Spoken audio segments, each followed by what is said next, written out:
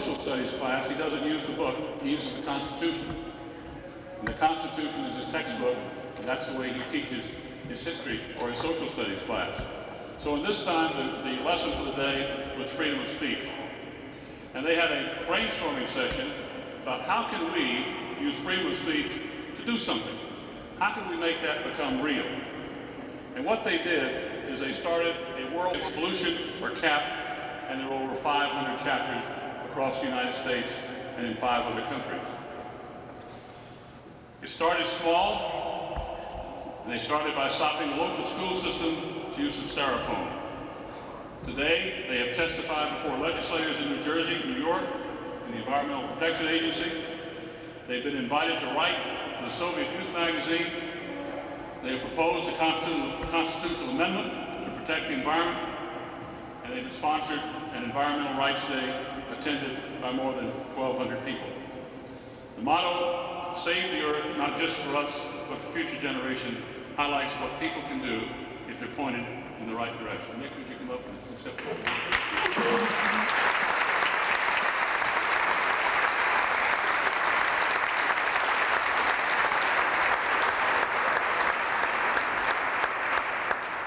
I'd like to thank Mr. Denzel and Mr. Zuckerman, IBM, and listeners World Report. I was mentioning before that they have a Hall of Fame for football, even a Hall of Fame for trotters. But it's about time that we had one for teachers and people that do community work. I'm very honored, and I'm going to turn it over to these young people who have prepared something to tell you.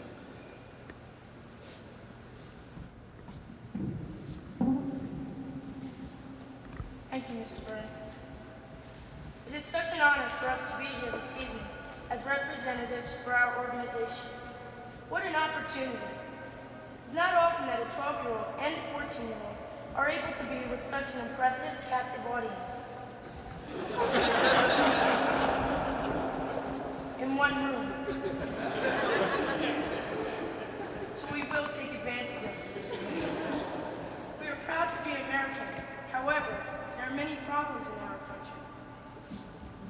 It is possible to accomplish amazing things when a group tries to solve a problem instead of an individual.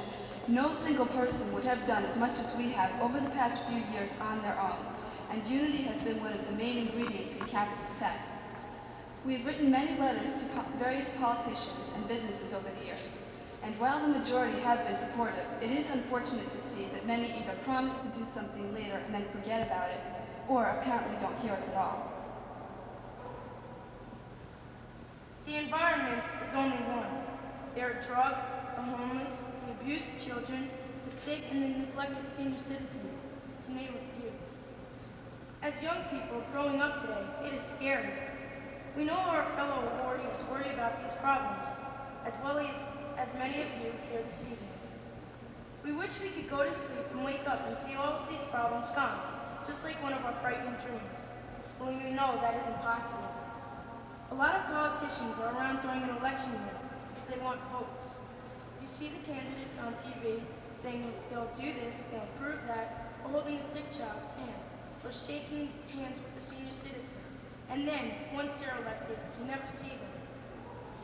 We believe that in order to do something, we need strong leaders in every area who aren't afraid to risk losing popularity or profits. It's often an effort to take care of the earth and its problems, especially when being careless is more convenient. However, it is worth the effort, and the benefits to our world's community outweigh the convenience of apathy.